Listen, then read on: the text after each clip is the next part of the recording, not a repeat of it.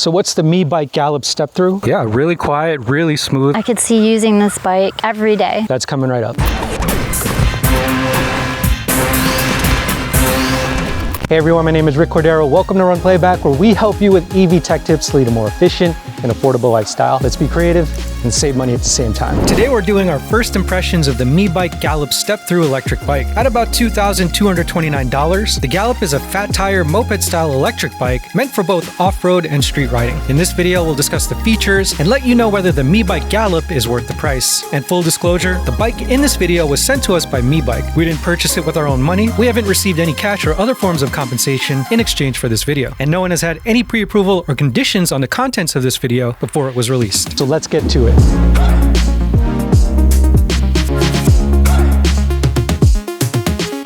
Another unboxing. This is from Meebike, and this is the Gallop Step-Thru. It did come like this. Not sure what happened. Your mileage will vary on the condition of your box.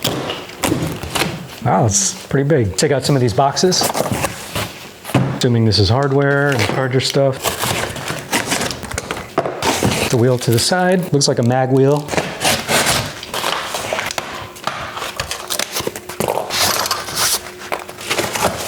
Nice. Some scratching over here.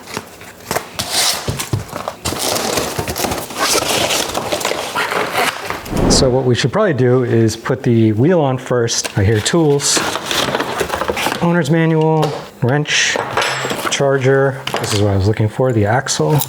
Bike tool. These spacers go in here first, and then the washers go in afterwards. To bend the steel back. The other side. The brakes back on. All right, we'll tighten that later. All right, I think we're good. Now let's put the handlebars on. Loosen up the stem mount.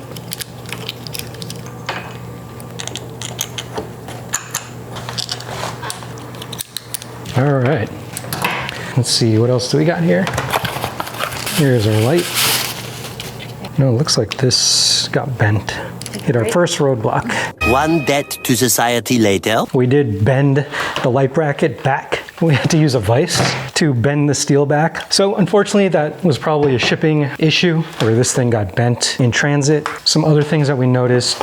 This brake light wire. I'll probably have to open up this light somehow. A little scratch over here on the rear rack. That's all I could find in terms of cosmetic and electrical issues. So before we get into our first ride, let's go over the specs. The Meebike Gallop Step-Thru is a 750 watt e-bike with a top speed of 20 miles per hour in Class 2 mode. The bike is powered by a removable 48 volt 20 amp hour battery with LG cells. It features an integrated rear rack with a payload capacity of about 275 pounds. The frame is made from lightweight aluminum and is a step-through, making it accessible to riders of all sizes. As far as components go, the Meebike Gallop has a Shimano 7-speed transmission system, front suspension fork, dual suspension shocks, hydraulic disc brakes, a half-twist throttle, integrated headlight and taillight, moped-style seat, fenders on both wheels, 20 by 4-inch anti-puncture Kenda tires, mag-style aluminum alloy wheels, and a full-color TFT backlight display. And with the torque sensor, you get maximum power on uphill climbs. Okay, the Meebike Gallop is finally assembled. So we did have some assembly issues. The main one was the headlight brackets. I think they were bent during transit. So I had to use a vise and I had to bend them back.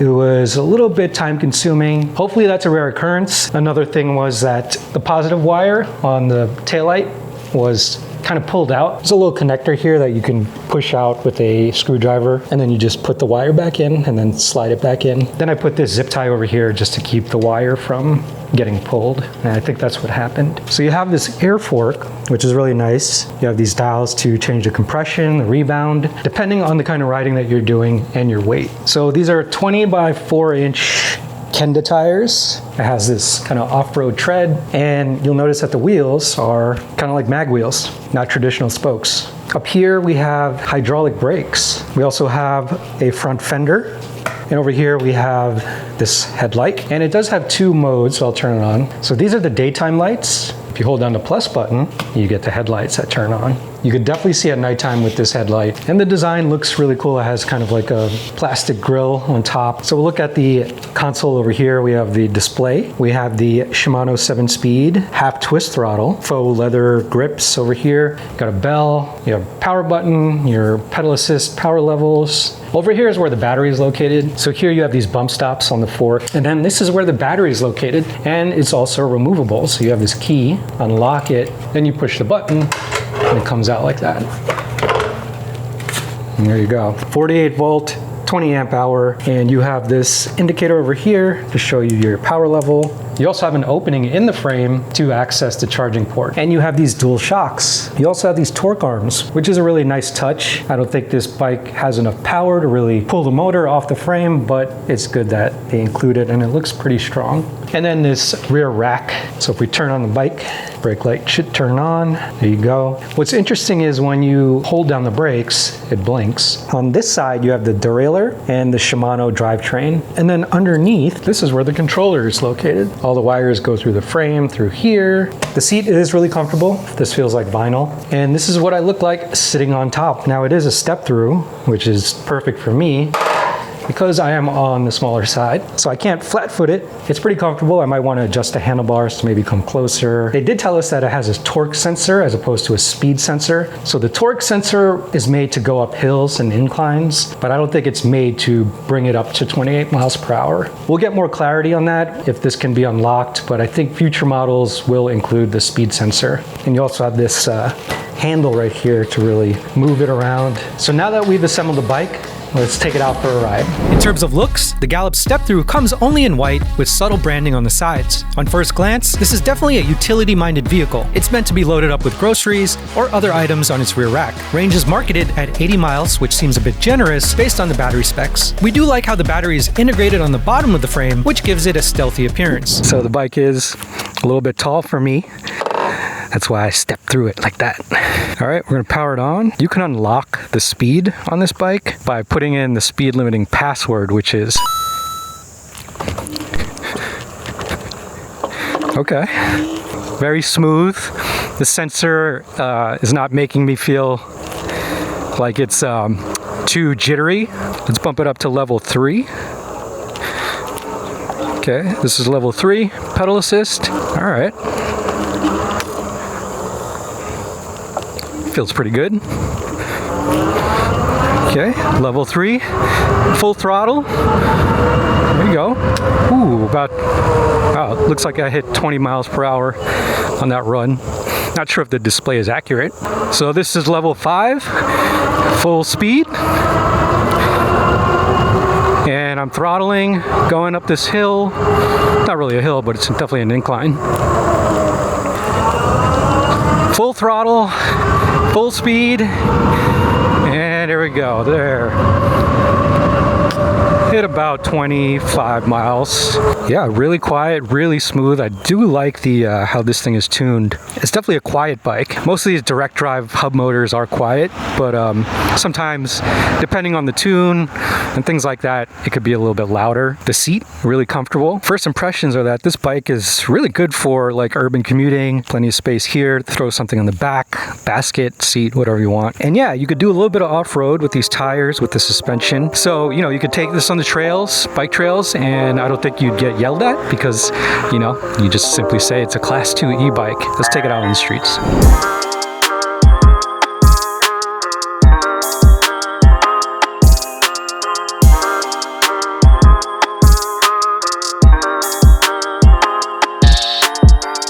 So it's super, super cute. I love the black and white. I love having this rear rack. I really love the shape of the seat. It fits me really well. The handlebars also are in a really good position for me. My height is about 5'6.5". Yeah, it fits me really well. It's not too heavy. I was kind of worried about that at first. The power is enough for me. I am not a fast e-biker. I find I don't even use throttle a lot. I just pedal and it's enough for me. When I've tried pedal assist before, I didn't like it because it would jerk me. But this one, it's just so smooth. Someone who's interested in getting into e-bikes, this is a great first bike. I could see using this bike every day for a daily commute. Yeah, I've never heard of Meebike before. I actually think it's a very cute name. I would think it's right up there with the name brand e-bikes for sure. Let's talk about performance with the Meebike Gallop Step-Thru. We are on pedal assist level 1. And that feels really good. We did unlock the speed limit, so I don't know if it's giving us accurate speed on the display. Maybe it is. We'll just bump it up to level 5. So the Meebike Gallop is actually a class 2 electric bike, so it's only rated to go 20 miles per hour. But again, if you unlock it in the display, then supposedly you get up to 28 miles per hour. I'm not sure I'm really feeling that. Yeah, so 25 miles per hour. So I'm about 25 miles per hour, but I am going downhill. So the torque sensor is different from the speed sensor in that it's, I believe it's meant for giving you maximum torque when you're going uphill. And that might have something to do with why it feels so smooth. Typical speed cadence sensors are kind of jerky. Now in terms of comfort, there is front and rear suspension, which is nice. You can adjust the front suspension. Now the wheels are 20 by 4 inch Kenda tires, and the wheels are aluminum alloy, I believe, and they're mag style wheels. It looks really cool. Definitely something that's reminiscent of maybe the juiced Hyperscorpion. And the seat is a pretty comfortable seat. I want to say it's like kind of like maybe vinyl or some sort of faux leather, but the cushion is fine. It feels like sort of like a traditional kind of moped seat. We're gonna go up a hill, so we'll test its climbing abilities right now. And I am full throttle, pedal assist 5, and you definitely need to pedal to add a little bit more power to the motor. This is a pretty steep hill, so yeah, the torque sensor is not going to just bring you all the way up the incline on throttle alone. You're going to have to add some input with your legs. Let's do our speed test here. The speedometer might not be accurate, but it might give us more top speed. All right, looks like the GPS and the speedometer are pretty evenly matched up. So yeah, it's going up this hill. Our max speed is like 23 miles per hour. Going down this hill a little bit. Yeah, it looks to be maxing out at 23 miles per hour. So I'm getting a little bit more. There we go, downhill again. 25, 26. So I got 26 on a slight downhill. Here we go. And I'm pedaling up this hill. 22 miles per hour. 23. Okay, get more. Uphill. Power. 24. But now we're going down a hill, so we're going a little bit faster here. 25, 26, 27. I think we did 27. The 750 watt motor and 48 volt battery is nothing special. It's fine. It's pretty much appropriate for a bike like this. I think the weight is pretty lightweight. I think it's like 75 pounds or something like that. So this sort of like setup is just right for that. As far as like modability, yeah, you could totally mod this bike. 20 by 4 inch wheels are really common, so you'll find a variety of motor kits that would fit on the dropouts on this thing. I do like how the battery is integrated into the frame. I love that it looks really stealthy. It looks like a bike.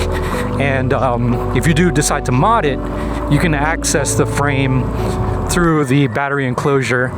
So if you ever wanted to hide wires and things like that, you could do it through there. So our first impressions are that the Meebike Gallop is easy to ride, has decent components, and performs as good as more popular brands. The rear hub motor is quiet and fine for most terrain, but you'll definitely need some pedal input for steep hills, even with the torque sensor. And also the ability to adjust the front suspension to your weight is a good feature. The range from the 48 volt battery really depends on various factors, but at 20 amp hours, it does seem limited for a bike in this class, especially if you're using high power levels. But since it's removable, the option to carry a spare and swap during a ride is a nice touch. One issue that should hopefully be resolved within the next batch of shipments is the quality control during transport. We hope Meebike would most likely replace a bike if it arrived with any defects. And cost is really the barrier of entry for many people who are thinking of adopting the e-bike lifestyle. If Meebike can get their costs to be more competitive, it would go a long way for those who aren't ready to drop over $2,000 on an electric bike. With a few changes, Meebike has the potential to make the e-bike lifestyle attainable for a lot of people. If you want to dive into more EV tech tips, click the links on the side and remember to like and subscribe so we can help you find tech deals that fit your lifestyle.